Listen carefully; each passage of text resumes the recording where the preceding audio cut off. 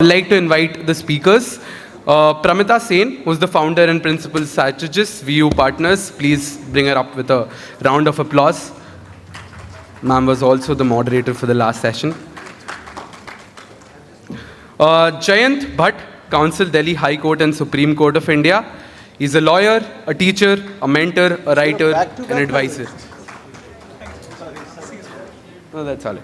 Mr. Jayant Bhatt is an independent legal practitioner who's an alumnus of NUS, that is the National University of Singapore, and the NYU, that is New York University, USA. He's a keen interest in mentoring young minds and has been a prolific speaker at various platforms. I think that is something you will automatically find out at this particular event. Nipun K Bhatia, CEO Legal League Consulting. If we can have you on the... Guys, please keep the applauses going. Let the energy of this room stay constant. Nipun K Bhatia is the Chief Executive Officer, that is the CEO at Legal League Consulting, India's first management consulting company for the global legal industry. A qualified lawyer and a chartered accountant, a semi-accredited mediator, sir, I want to meet you after this, mediator and a certified life coach. Nipun K Bhatia has been a pioneer in the area of firm law management, legal practice management, strategic advisory, and counseling to legal professionals, including managing partners, founders, partners, young lawyers, and law students.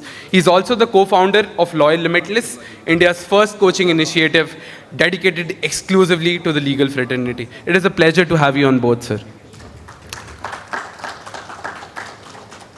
If we can stop the movement, please. Thank you. Next up is Ashutosh Garg. He's an entrepreneur, storyteller, and business coach. And I see he walks here with a smile. Welcome, Ashutosh, sir. Please give him a round of applause. Ashutosh Garg is the founder of the brand called You, Guardian Pharmacy, and the Equation Coaching. He coaches basically and mentors several CEOs in India on business matters, governance, strategic planning, succession planning, personal accountability, and people and culture issues. He writes regularly for the Times of India and Business World, and is a YPO member, a WEF Global Leader for Tomorrow, and a TII Charter member. Thank you so much for being here, sir. And the final panelist, last but definitely not the least, Akanksha Bisen, top business development vice. Please give a round of applause for ma'am. I hope I got the pronunciation right, ma'am. Akanksha is a lawyer turned legal marketer. So I see a lot of marketing with respect to the sessions here. A legal marketer and a business development professional. As a business savvy lawyer, she's developed and implemented strategic goals for several industry teams, supported cross-selling and client pursuit opportunities, and established the digital profile of the firm. She's also played a crucial role in assessing and adopting legal tech solutions that improve the firm's efficiency and competitiveness. Thank you so much for being here, ma'am. Over to you. Thank you for the introduction. This is a stellar panel, as I've been writing to all the co-panelists before we were connecting for this session. And I mean it in all the true sense, because the panel that we have today are all stalwarts in the area of branding. And the topic itself, first of all, the concept of with you it serve, the combination of law and literature in itself is absolutely unique. And to have a session on personal branding for lawyers, which is something that has assumed a great importance, is commendable in itself. So I welcome everyone all of you to have to be a part of this panel. We'll come back to you for the questions. But I have so many questions for my panelists, so I'll straight away go to, first of all, Mr. Garg, Ashutosh Garg. Ashutosh ji, you are someone who knows the branding inside out. You've written about it a lot. My question to you, and as we open this panel, is that, restrictions on lawyers, we don't really get to so-called market or advertise about ourselves. But you've interacted not only with legal industry, you've interacted with several industries. How do you find, is it too similar, too different within the restrictions that we have? Or what has been your experience in general when we speak about branding for lawyers? Thank you very much, and I'm grateful to the organizers and Shirish, who actually reached out to me and invited me. So I'm quite delighted to be here with all of you. You know, personal branding is something that has now become a buzzword for everybody. 5-6 years ago, not too many people were talking about personal branding. And I've often said this, that, you know, all of us in India tend to say, let my work speak for itself. You know, we've always been taught, apna kaam karo, phir apna, you know, and comes from the Gita also. But the world has changed quite a lot. And if we don't talk about ourselves, it's highly unlikely someone else will speak about us. So therefore, you know, first point is that personal branding is critical for each one of us, and irrespective of which profession we are in. Now, when it comes to lawyers, the challenge becomes even greater, because each one of you has to establish your own practice. And therefore, I just put out thought of 5 points, and I'm going to talk about these 5 points in my answer to Nipun's question. The first one is, for lawyers, personal reputation is very critical. And therefore, your work lies, you rely predominantly on your ability to attract your own clients based on what your reputation is. This reputation is a function of your knowledge, your ethical standards, etc., etc. And therefore, individual focus is crucial in building trust and credibility with clients. Therefore, your personal brand of who you are. And there are so many times, you know, I as a client would say, inke paas jaiye, you know, you can trust them, inke paas jaiye, you know, ya inke paas mat jaiye, because we're not sure what kind of work they will do.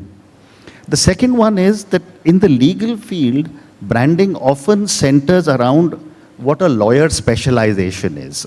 And, you know, which are the areas you're specializing in, that's a very critical area for you to talk about.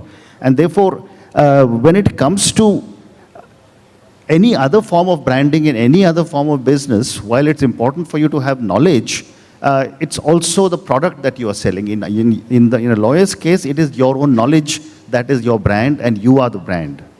The third one is, which is a negative kind of thing, there are regulatory constraints. You know, if I'm marketing a product, I have the ability to go on television, on media, and talk about my products. In America, lawyers can openly advertise their services. In India, you are not allowed to do so. And therefore, when you have a regulatory constraint, you have to be even more careful on how do you build your own brand in the middle of so many other constraints that you're talking about.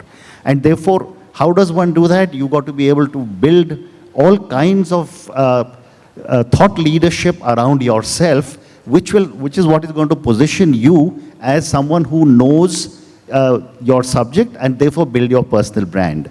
The fourth point, from a lawyer's perspective, is client relationships and referrals. For lawyers, branding is deeply intertwined with building long-term client relationships and earning and getting referrals.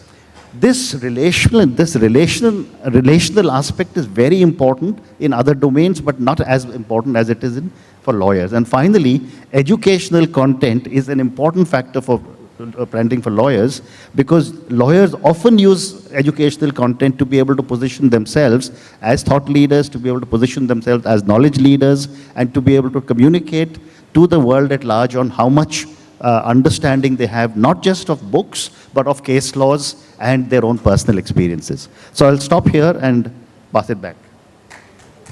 Very, very well outlined, I must say, Mr. Garg. But from someone who knows the brands to someone who advises on brands, I'm going to go to Pramita now. And Pramita and I, kind of consult in similar fields when we speak about branding. And I'm going to quote this. There are a lot of times when we speak to our clients who are law firms and lawyers who speak to us about branding, I'm asked this question that, oh, by doing this, will I get a client? क्या ये करने से मुझे कल एक काम आ जाएगा? So my question to someone who's a veteran in this field, Pramita, I'm going to ask you this question. How deeply do you see the correlation between personal branding and development of practice or onboarding clients? Do you think a strong personal brand influences the client's trust, and do you think it plays a role? Absolutely, Nipun. I mean, that's without a doubt. But one has to also realize brand building is not an overnight thing. It is a sustainable and long-term process. And that is one of the reasons why we talk about, if from purely law firm or practicing lawyers perspective, building a book. It doesn't happen like you do not start on day one with a book value of 1 crore or plus. You have to build it over time. Similarly, a brand gets built over time, and that your brand value is equivalent to the business that you bring to yourself or the firm.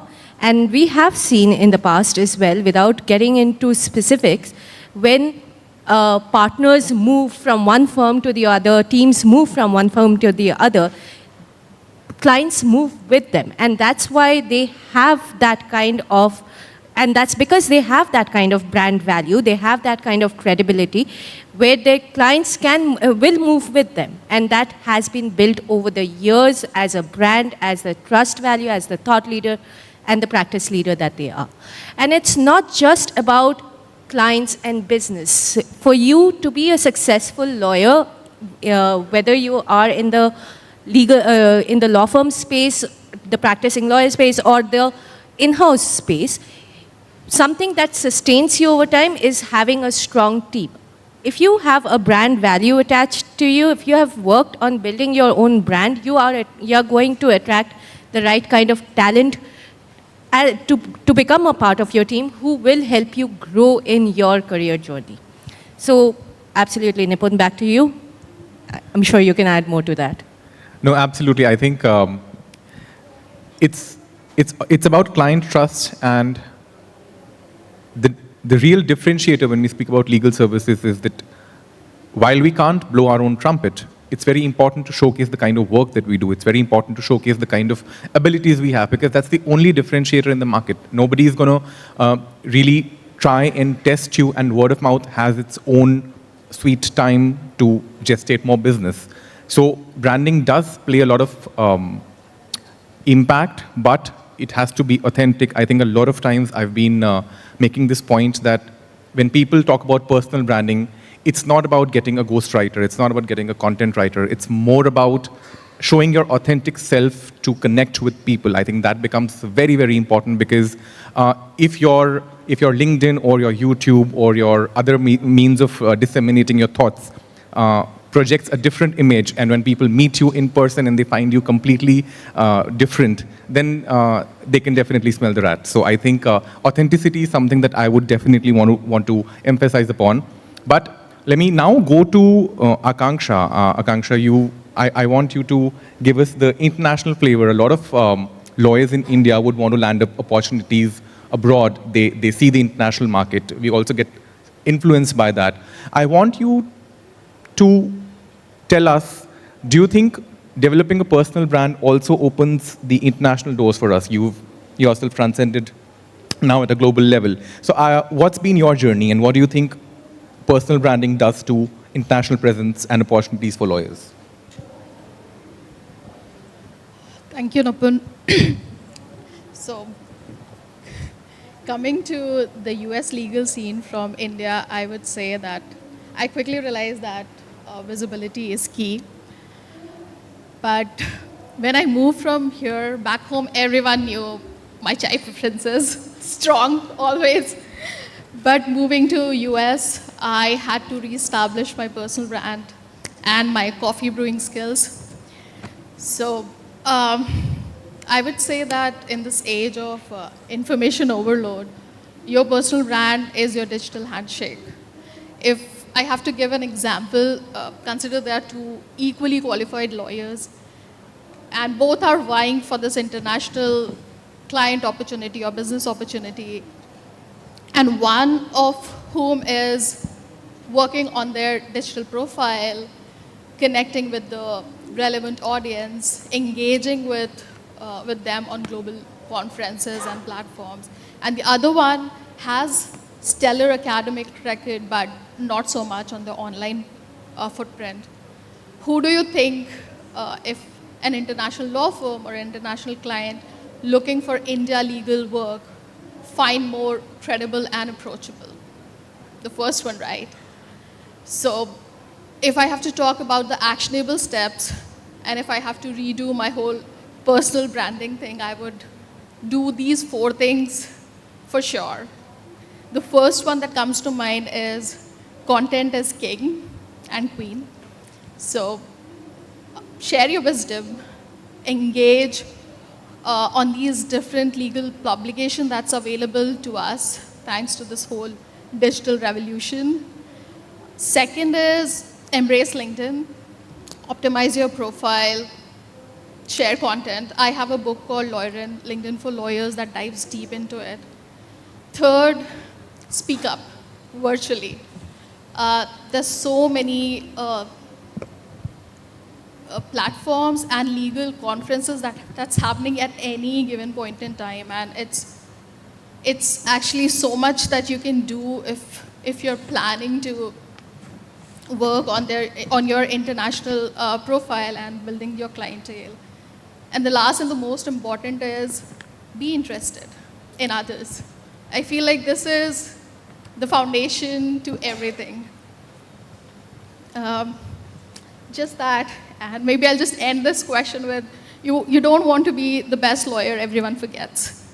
You just keep your recall game strong. The clients will come around when they need you, but you have to just keep being in touch with them through different platforms. Over to you, Nipun.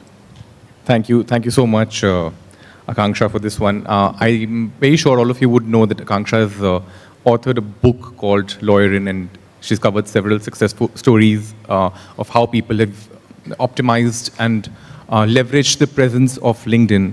And some of us on the panel have been featured in the book. So those who have not yet kind of laid their hands on the book, I would request to go and grab a copy. So done the promotion of the book itself. Moving on. Moving on to, so someone who knows the brand, to someone who's advises on brands, someone who's told us about the nexus of the brand. Now let's go to the brand himself. Let's go to Mr. Bhatt himself, because all of us who follow him closely on LinkedIn, me included, wake up usually with some very interesting, sometimes funny, sometimes thought-provoking posts. That's now become a sort of routine. And the social media addict that I am, I usually begin my day contrary to all the advices that the moment I get up, I have to open my LinkedIn, and Jayant's messages usually set the tone for the day. So Jayant, the brand himself, I would want to ask you this question, that given your wide reach, given the popularity, I want to come back to you with a question. Do you think that use of social media, or do you think creation of a personal brand has aided the business side of it? Do you think it matters to clients? Do you think it matters to the service that you deliver? So if you could dwell a little more upon the nexus of the two. First of all, thank you everyone in the audience. Thank you, Oaksbridge Publication, for having us. Thank you, Nipun, for this wonderful question.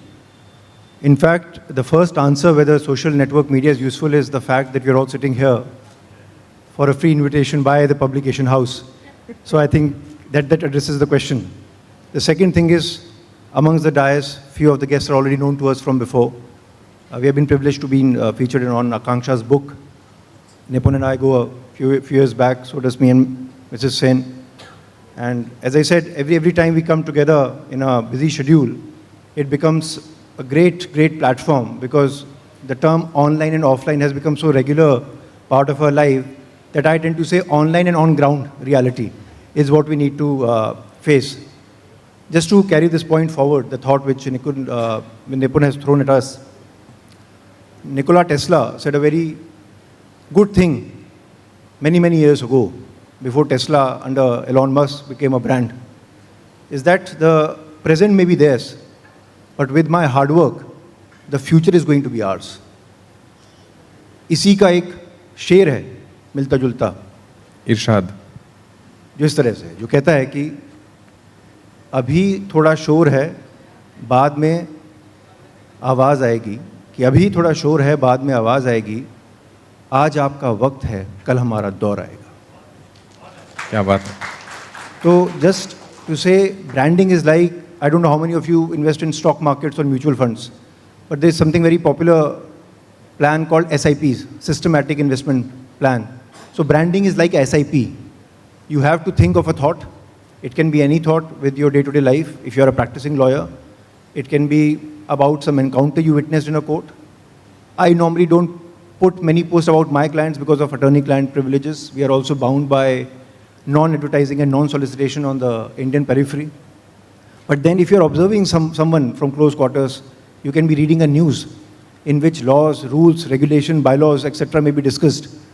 All those things can be taken care of and can be made into a post. I'm often blamed by my friends that I'm too active on LinkedIn. I'm not on Twitter. Because LinkedIn as a platform, I think, gives you that right to write a lengthy post. It can be a shorter post, it can be a minimalistic post, it can be a post which is very verbose. But has it benefited me in the long run? I would say yes. The first answer was because all of us are here on this dais. The second thing is, so far as your marketing or building a clientele is concerned, I would say yes and no both. Because clients, so far as Indian legal diaspora is concerned, will be referred to you, one, from word of mouth, if someone trusts you in your circle. Second, from the work that you have already undertaken as a lawyer, and it has culminated into a favorable order or a judgment or something worth reporting in an online platform or by the newspaper. So your brand building over the year takes time. It's not a one-day process. Unfortunately, it's not a 2-minute Maggi noodle that you will put the boiling water on and the product will be instantaneous. Law, as a matter of professional horizon, has a career length of 40 to 50 years. I think this morning a special session was also kept for Mr. Nariman. And just to give his example, one of the legal stalwart in the industry, he passed away at the age of 95 years. And till the time he breathed his last, he was a practicing lawyer. So understand that at his time there was no LinkedIn, there was no Twitter. It was just plain old hard work, reportable judgments, word of mouth, and good legal skills. And his career spanned for more than 70 years, which means 7 decades. So my message to the youth would be, please don't look at a short-term picture of 2 years, 4 years, 5 years. In any profession that you may choose to be it law, be it medicine, be it media, by the time you're alive, by the time you have not breathed your last, you are contributing something useful to the society. I think having said that, I've already taken a lot of time for the other members. Back to you, Nipun. Thanks, Jayant. But I have a follow-up question for you to answer. I'm sure a lot of you would be aware that Jayant ran a very successful series called Sue You Soon, which was very, very widely accepted. It happened during the COVID times. All of us were addicted any which way to on the digital side of it, and Jayant's series was hugely popular. So I have a personal question for you, Jayant. Could you tell us one interview or one personal brand stories during the UU series times that you really enjoyed talking to somebody and whose personal branding journey moved you the most? I think let me rephrase the answer because I can't rephrase the question. Is every person I interviewed have left their indelible mark on me. Nipun was interviewed by me during that session, and I could get a sneak peek into the type of professional journey that he has had. And I'm going to throw a follow-up question once I'm done answering his question. Let me first answer the question, what prompted me in launching this channel during the COVID wave? We are all homebound. And by the time I inspired myself from the people around me, I had already done 300 to 400 odd webinars myself. And most of the people were young law students, young lawyers, law schools, other organizations, international, otherwise. And I was thinking to myself that why has no lawyers taken upon themselves this exercise of interviewing other lawyers who have great stories to tell. We already have the medium through YouTube and other online media, but why is this not happening? And through these odd webinars that I was getting interviewed, 300, 400 of them, perhaps I would rotate my answers, put a new spin to it, but I thought I would be doing a disservice to the society if I am not able to reach out to these people and put their story today to the people and to the society at large, because with the youth, the common denominator is their existential crisis. Everybody says कि मेरा क्या होगा? मैं कौन सी मैं internship करूँ? What career should I pursue? Should I be a corporate lawyer? Should I be a litigating lawyer? मैं in-house बनूँ? मैं branding lawyer बनूँ? मैं क्या बनूँ? So I ended up interviewing 70 odd people. You can all go to YouTube, as the channel has already been told by Nipun, is called Sue You Soon. It was run during the COVID. There are 70 people I interviewed. Some of them were retired High Court judges, retired District Court judges, in-house counsels, people from different walks of society.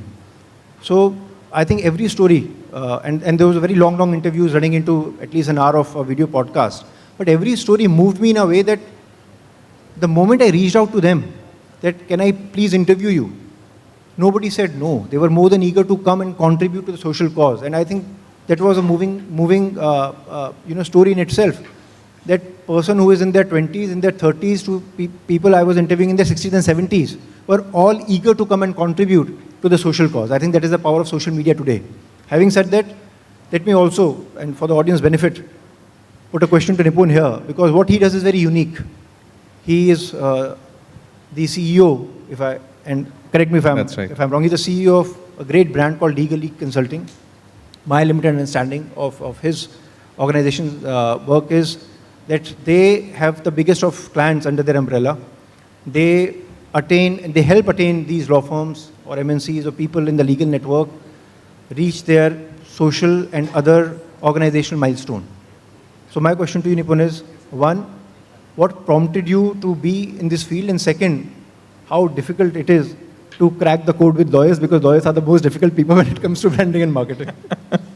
Thank you for saying that. I think, so I'll answer the questions in the two phases as you've asked. What prompted us to venture into this? So this was originally the brainchild of Bitika Anand, who's the founder of Legal League Consulting, and she's dedicated almost 3 decades to the field of law, despite not being a lawyer herself. She's worked with some greatest of organizations, and she found this gap where she thought that managerial best practices are yet to be embraced in India. This is back in 2010, so almost 14, 15 years back.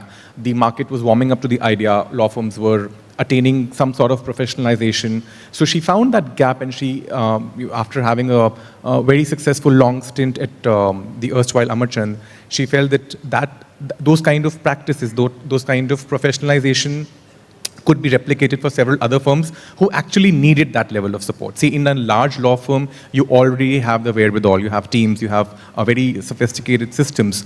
It's the growing firms who needed us to hold their hands, who needed us to advise them on how it's important for several components, including the partners, law firm leaders, to be reckoned as masters of their field, because there are so many aspects of branding when we speak of law firms.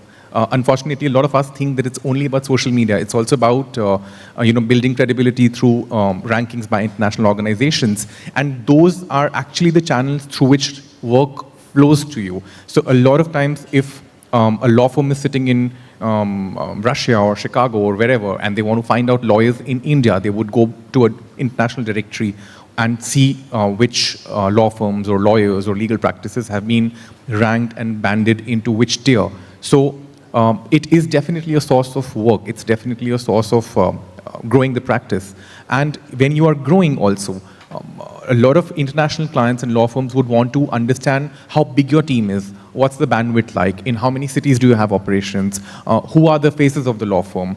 So all of these aspects we thought were very new at that time, and now we have spent almost a decade and a half building this. So that's how the idea came about. And the second question, how difficult it is to work with lawyers. Yes, I think, I won't say difficult. Intelligence is always hard to please. And I find that lawyers are very intelligent. I find they are very methodical, they are very analytical.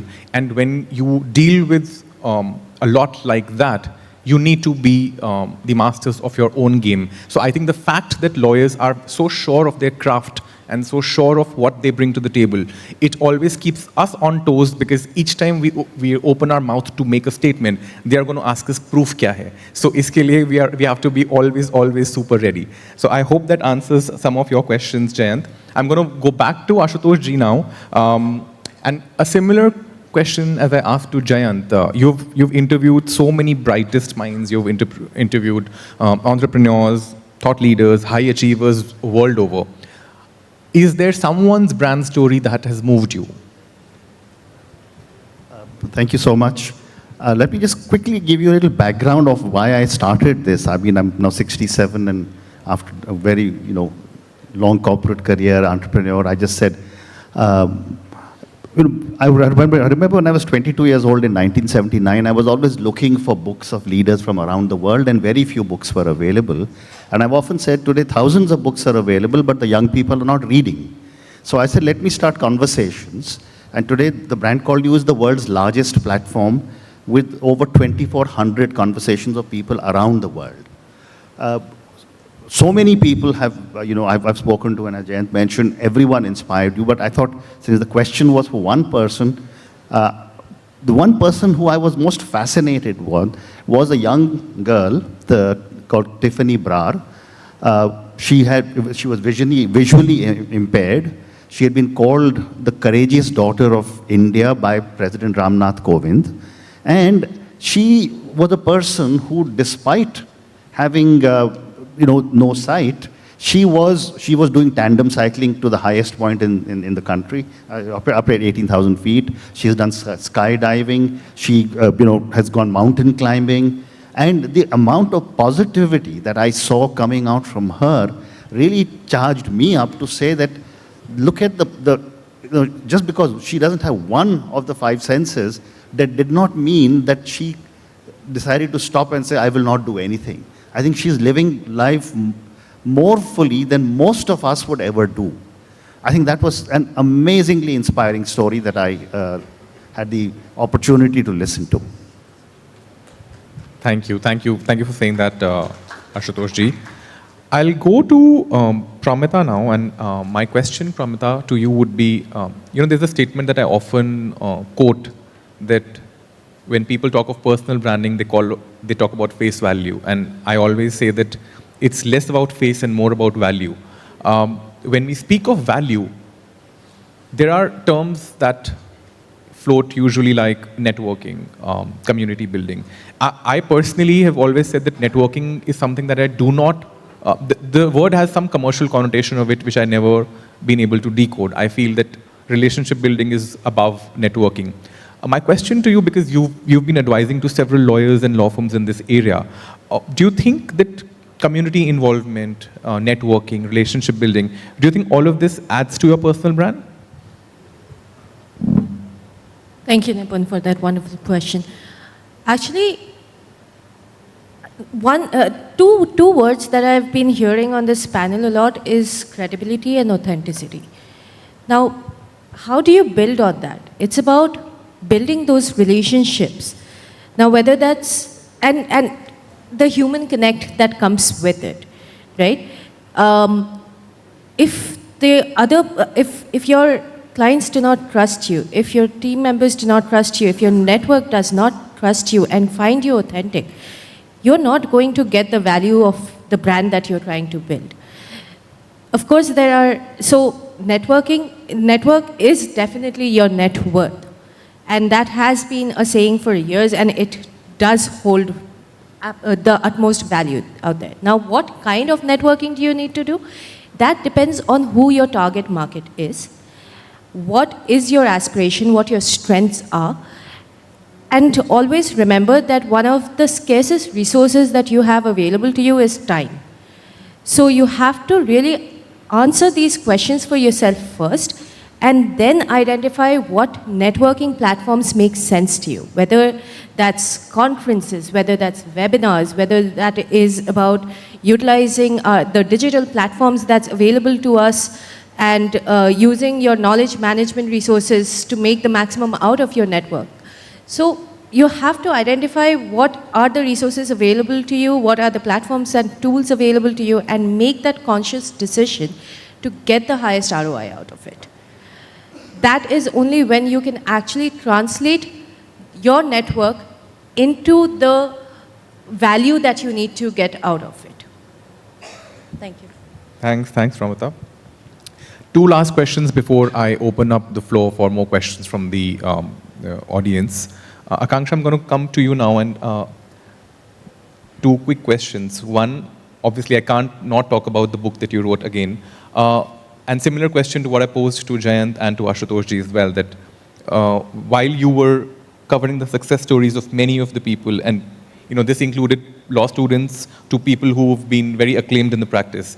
Which is there one story that really, really moved you? Is there somebody who really impressed you and you found the experience too good? Okay, that's a very difficult question. But I'll give a disclaimer. I think every story moved me. That's why they're there. And the reason why I covered all of them was because there's this section where I talk about my experiences working at a law firm, building their social media presence and drafting their policies and the execution. But I also wanted to validate it from people who've actually done it. And that's why 90% people here are in the book. I would say there was this law student called Samriddhi Jain, and I knew her from her LinkedIn post, and I wanted to talk to her and understand, and she has done some phenomenal work being a student and also cracking how social media work. And I was talking to her, and I was talking to other people in the circle, and I knew that these senior managing partner at tier 1 law firms wanted to have her for some of the projects, and that is just because of her digital marketing presence and the minds that she has. And I just wanted to give an example of a student, because I can talk about you or Jayant or Pramita, but you've already built your credibility and you're here. But she's just a student, and I hope that gives some hope and some guidance to people who want to work and see what that can do for them.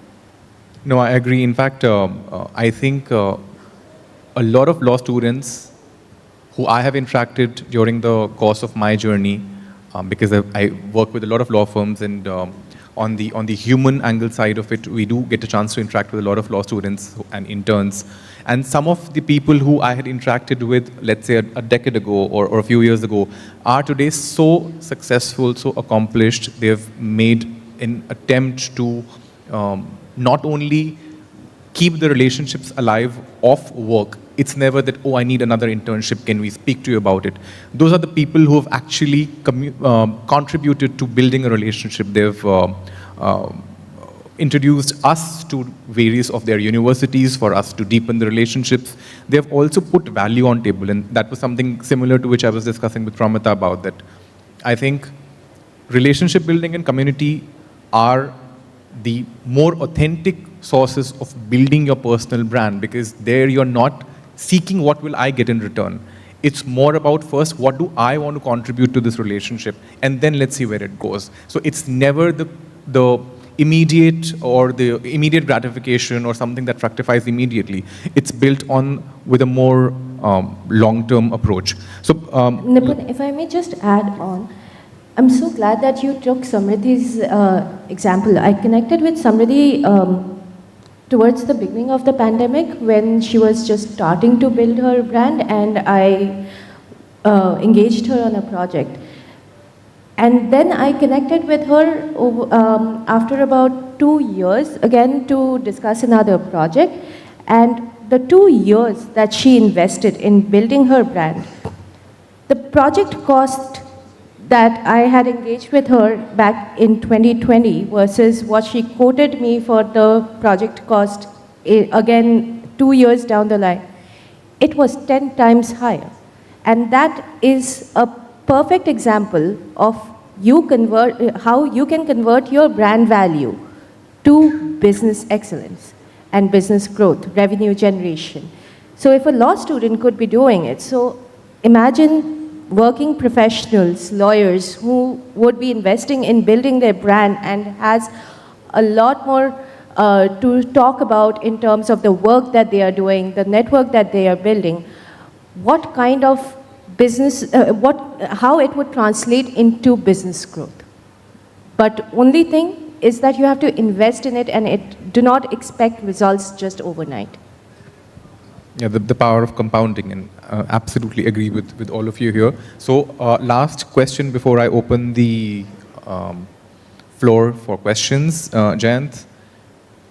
you've mentioned about LinkedIn and the fact that it gives you freedom to write without really keeping it too short. I mean, it's a medium that allows you to express in the amount of words that you want to do. But what's your view about the power of some of the other mediums? You've been on YouTube. There is a lot of popularity for X or Twitter. Do you think conventional platforms, apart from LinkedIn, do hold a chance or do really augment the brand if utilized well? I think great question, Nipun, but let me answer it in 2-3 tranches. First is that you have to identify your personality with the social media brand that would suit you. Why I never chose Twitter or X, as it is called today, is that it had a character limit, 160 character. And in 160 character, I don't think you can put your character into words. So that becomes a problem. In YouTube, I think the youth says that the attention span is going down to 10 seconds, 20 seconds, but then the antithesis and the corollary would be people are glued to video podcasts which are running into 2 hours also, if they have good knowledge to be shared to the public at large. So I don't think there's an absolute formula or any algorithmic bondage that you have to subject yourself to. The idea is identify the platform for which you are more suited. If 160 characters, you can be a minimalist, by all means, be on Twitter, but share good knowledge. Don't be confrontationalist. Don't put things which would be having an adverse impact on the society. That has always been my fundamental and personal belief. For YouTube, the world is your oyster. I mean, you can do anything. A lot of lawyers today are visible on YouTube, are visible on Reels. The flip side is that, again, it is becoming overcrowded because as a lawyer, everyone knows that you are going to go to a court to present your matter. So getting a nice picture clicked or getting a 5-second, 10-minute reel out that you are before the Supreme Court or a High Court or a trial court, I do not know how much of a client traction you can actually generate just by doing an entertainment stint. So that is problematic because as a lawyer, you're not an entertainer. So there has to be a division. Yes, you can entertain as a lawyer. There is no bar. But please bear in mind that you're not a comic person, you're not a stand-up comedy, you're not a Bollywood or a Hollywood personality. So people always have a particular image of lawyers in this country or around the world that one, they have to look serious, unfortunately. They have to dress a particular type and again, all the bells and whistles that go with it. So again, just to sum it up, choose your platform. Nobody can bound you. It's a free country, it's a free world. Internet has already broken so many boundaries. So by all means, choose the platform, choose it wisely, don't get addicted, contribute honestly. I think that is what any brand that gets built eventually talks about its own relatability to the people at large. So I think that would be my 2 cents on this. Thank you, and I think with this, we will wrap up the session. We have about 5 minutes. Can we take the questions from the audience? If anyone's interested, do we have questions?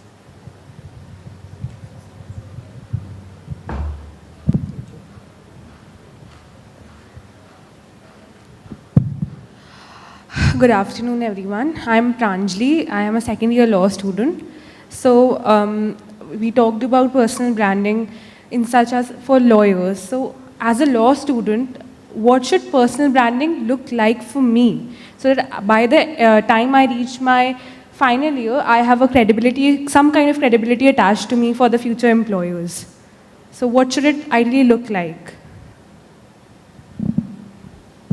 So Prachi, I think you were there in the last session as well. If you remember, we had talked about how you could be engaging on building your network and also upskilling yourself in terms of what you want to do when you graduate, what kind of work do you want to do, and upskilling yourself specifically to that. And in general, understand that technology, the evolving role of technology in the profession at large. Right. So while you're doing those, make sure that you're cataloging them and managing your professional networking platforms very well. So that any employer that you go to, whether it's for internship or a full-time role, they would do a digital footprint check on you. So if you have cataloged yourself well, your journey well, then you will definitely stand out in the competition, and provided that you're doing these things.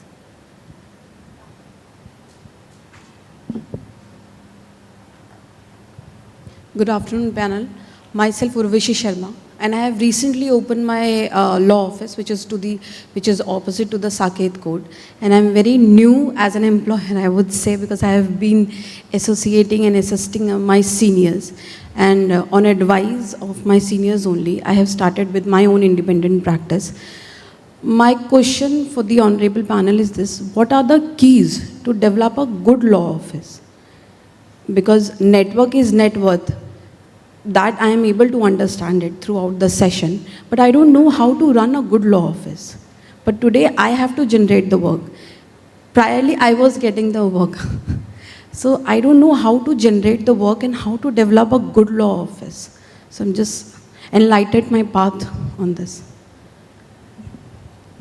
Great question, madam. Thank you, sir. Being an independent litigator myself, I feel your pain. And moreover, sir, being a female advocate, the journey become bit difficult. I would say a little more difficult as compared to the male advocate. Right. So you are saying you're already associated with the law office and you're already generating work on the side.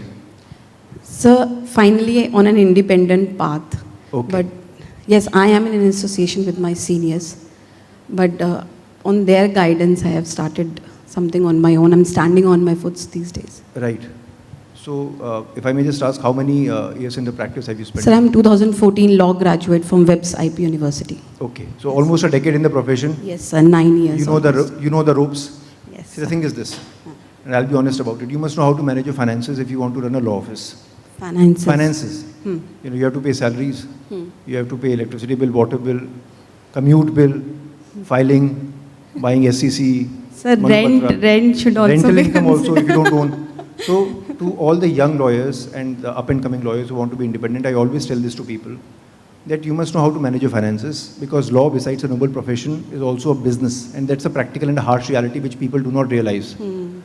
If you are overspending, if you do not have a financial runway for at least the next 2 quarters, you will have to shut your shop, unfortunately. So you must have enough money in your bank to wait the time in which there is a downturn, because every law office, every law firm, every business, suffers from ups and downs. So there will be time where you may be having maybe 50 or 100 odd client calls, and there will be time where perhaps for a week or 10 days you may not generate a client query. It may so happen. So I would say first fix your finances, see where you are spending extra, and so far as generating clientele is concerned, it will come with a word of mouth because you've already spent 10 years. Your colleagues who started with you, let's say from WIPS when you graduated, I do not know how many of them would still be in litigation, because the weeding out period in general is 2 to 4 years. Exactly. That is number one. Number two, people who are your friends, your colleagues, your schoolmates who are not lawyers, they should be your go-to persons, because someone your age also going independent would be a liability to you and not an asset.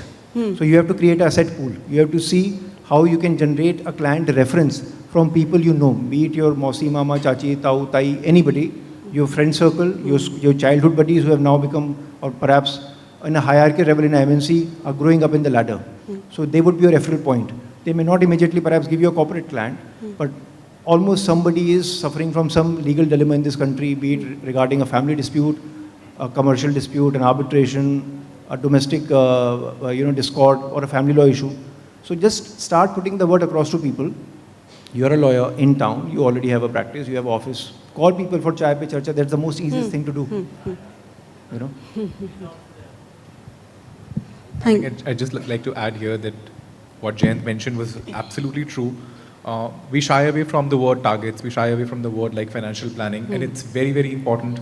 I would say reverse calculate. If this is an X amount that is there, which would go in your monthly costs, you should know that this is the amount of revenue I do need to generate either through a retainership or through one-time assignments. Go back and see for making this kind of revenue, how many doors you have to knock, because there's also a conversion rate. Find your wish list clients, people who you would want to work to, connect with them, which are your core practice areas. As Jayant mentioned, that, there's a lot of relatives, friends. In 10 years, you would have contacted so many people. Let them know that this is your core practice area. If you're a litigating lawyer, within litigation, do you do criminal, do you do civil? Talk about those subjects. Let people know. So I always give this example that in India, if people talk about law for management and they don't talk about my organization or me, I'll feel highly left out. I think I've not done enough. So if you call yourself an IPR lawyer or you're a criminal law lawyer, if a discussion is around that and people do not remember you, then you've not yet arrived. So work towards that. It's consistent, but it's doable. Okay, sir. Just one small addition, do not hesitate to connect with your fellow lawyers, because there are lawyers who may not be specializing in what you are, and you can always generate referral-based work amongst each other. So besides your close group of family members and friends, that's another lowest hanging fruit that you can tap into. Thank you so much, sir. Thank you so much. That's it, are we done? Okay, thanks. Thank you so much. We can connect offline, no problem. Yeah, thank you so much for that interaction. And I think Tomlin puts it best when they say that, I always wanted to be somebody, but probably I should have been more specific. Because I think everybody sitting here is in a brand in itself, like I think Sir pointed it out, and I think this conversation really flows, and I sort of regret not doing a longer introduction for myself now. But yeah, this is a really enlightening session. I think we can call on Mr. Shirish to present everyone with the mementos, after which we'll again stay for a group photo. Thank you, panelists. Brilliant session. I'm not a lawyer, but I'm learned a lot.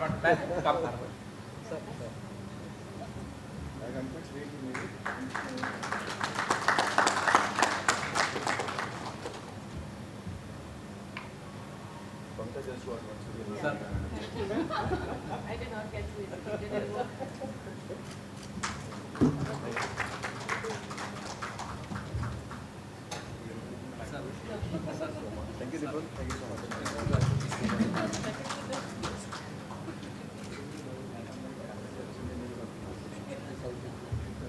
Hi, Ashutosh. Thank you so much, sir. Thank you very much.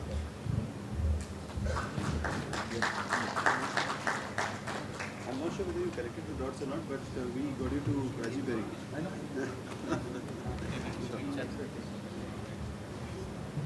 Oh, sir, a joint picture.